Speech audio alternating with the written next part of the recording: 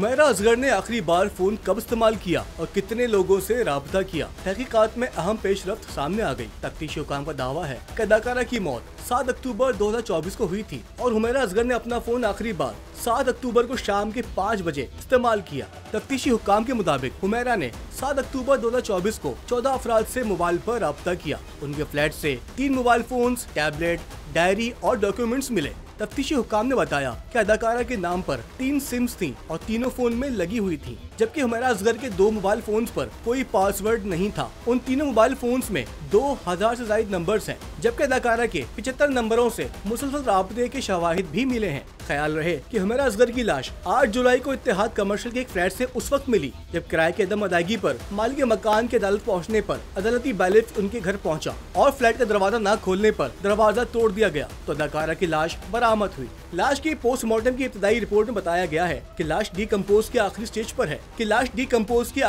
पर है, जिसे देखकर अंदाजा लगाया जा सकता है कि अदाकारा की लाश तकरीबन 8 माह पुरानी है।